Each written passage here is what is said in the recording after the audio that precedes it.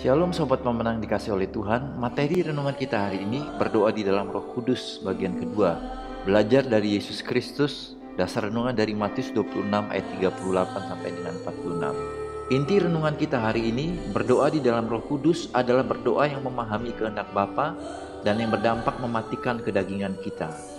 Sobat pemenang, ada 3 pertanyaan yang perlu kita renungkan hari ini. Yang pertama, mengapa Yesus harus mengulangi kata-kata dalam doanya sebanyak 3 kali? Lalu yang kedua, apakah kita selama ini berdoa tidak fokus kepada kehendak Bapa tetapi kepada kekhawatiran kita?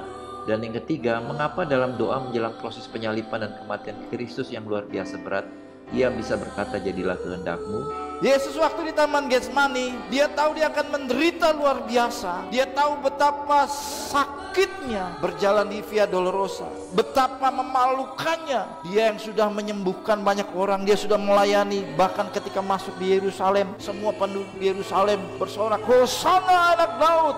Mereka pakai daun palem, habis disanjung tinggi-tinggi, mati tergantung di kayu salib. Itu merupakan pergumulan yang menyakitkan, saudara. Habis diangkat-angkat tinggi-tinggi, langsung dibanting.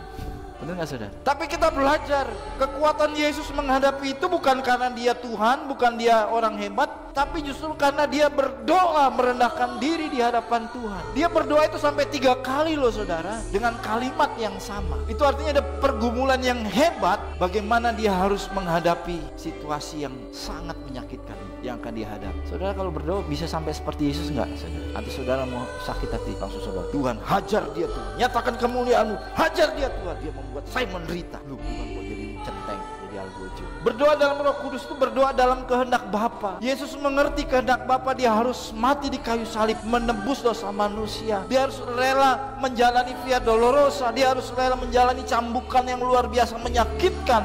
Dia harus tergantung di kayu salib dan ditonton oleh penduduk Yerusalem. Dia harus dipermalukan luar biasa. Itu pergumulan yang tidak mudah, saudara. Dalam kehidupan ini, saudara, kita selalu diperhadapkan kepada kehendak kita, ego kita, atau kehendak Tuhan, termasuk dalam berdoa.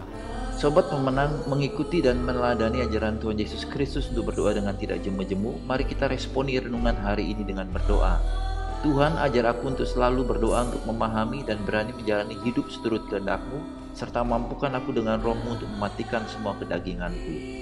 Lalu pokok doa syafaat kita hari ini, berdoa bagi negara-negara yang masih anti terhadap kekristenan agar Tuhan melawat dan menyatakan kemuliaan-Nya, serta orang-orang percaya yang ada di negara-negara itu tetap bertahan bahkan menjadi saksi Kristus yang efektif. Salam pemenang dalam Kristus, Tuhan Yesus memberkati.